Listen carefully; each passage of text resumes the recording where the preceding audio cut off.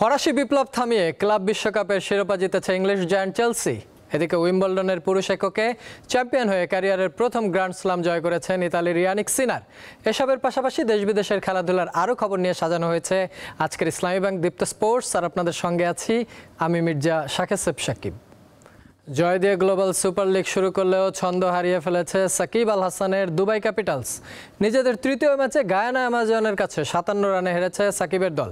সোমবার প্রভিডেন্স স্টেডিয়ামে টস জিতে ব্যাট করতে নেমে গায়ানা অ্যামাজন অল আউট হয় 138 রানে। মঈন আলী 40 রানের ইনিংস ছিল দলের ভরসা, সঙ্গে রাদারফোর্ড করেন 33 রান। সাকিব 4 ওভারে 21 রান দিয়েছিলেন উইকেট শূন্য। জয়ের লক্ষ্যে ব্যাট করতে নেমে একেবারে ভেঙে পড়ে দুবাই। ইনিংসের শুরুতেই 9 রানে হারায় 3 উইকেট।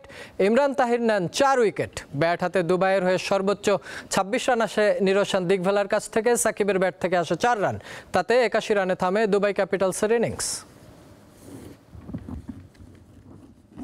জাতীয় দলের বাইরে থাকলেও আবারও দেশের ক্রীড়াঙ্গনে আলোচনায় সাকিব আল হাসান।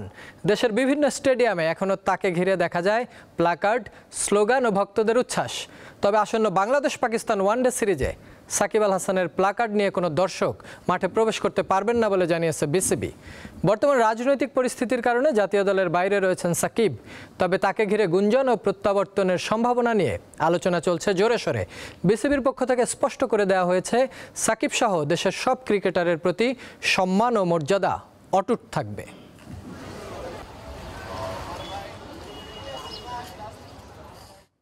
এই ছিল আজকের দীপ্ত স্পোর্টসে। দেশ বিদেশের খেলাধুলার নানা রকম খবর পেতে দীপ্ত স্পোর্টসের সাথেই থাকুন আর চোখ রাখুন দীপ্ত টিভির ডিজিটাল প্ল্যাটফর্মগুলোতে।